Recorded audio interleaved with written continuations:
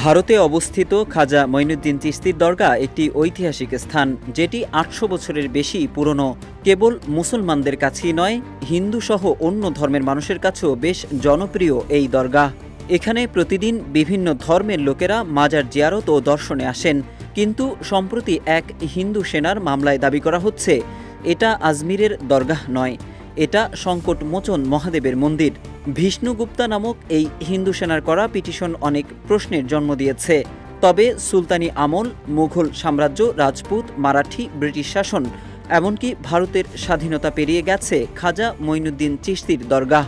কিন্তু এত দীর্ঘ সময় কেউ কোনো প্রশ্ন তোলেননি।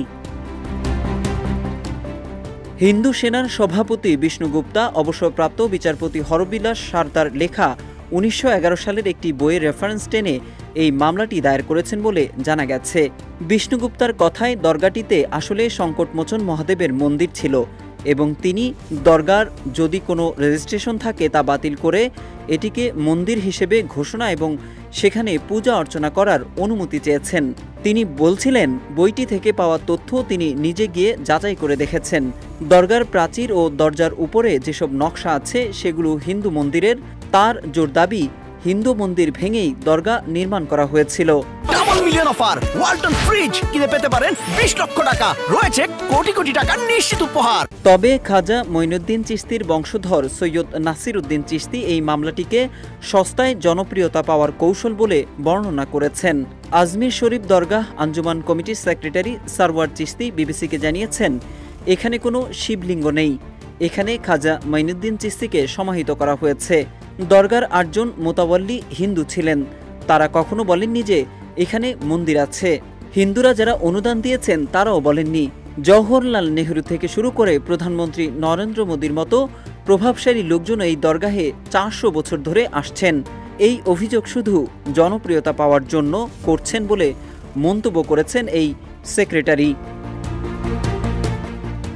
সারওয়ার চিশতি বিবিসিকে আরও জানান, দরগা কমিটি সংখ্যালঘু বিষয়ক মন্ত্রণালয়ের অধীনে পরিচালিত হয়। খাজা মঈনুদ্দিন চিশতির দরগাহ তাজমহল না, কুতুব মিনারও না, লাল কেল্লাও না, এটা একটা আধ্যাত্মিক কেন্দ্র বলেও উল্লেখ করেন তিনি। তারা আদালতের এই নোটিশের বিরুদ্ধে পাল্টা আপিল করবেন, তারাও আদালতে যাবেন।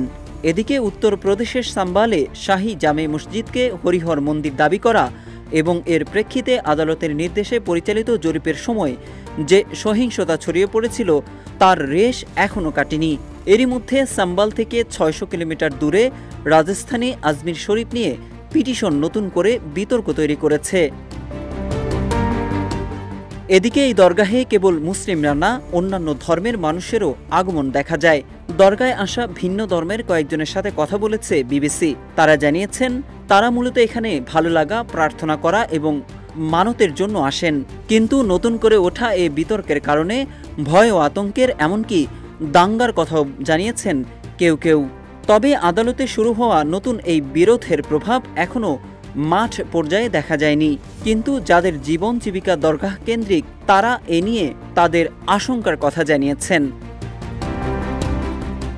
গত ২৭ নভেম্বর জাতীয় হিন্দু সেনার সভাপতি বিষ্ণুগুপ্তার আবেদনের প্রেক্ষিতে আজমিরের একটি স্থানীয় আদালত একটি নোটিশ জারি করে, যা নিয়ে প্রশ্ন তুলেছেন আজমির শরীফ দরগাহ খাদিমের সংগঠন আঞ্জুমান কমিটি।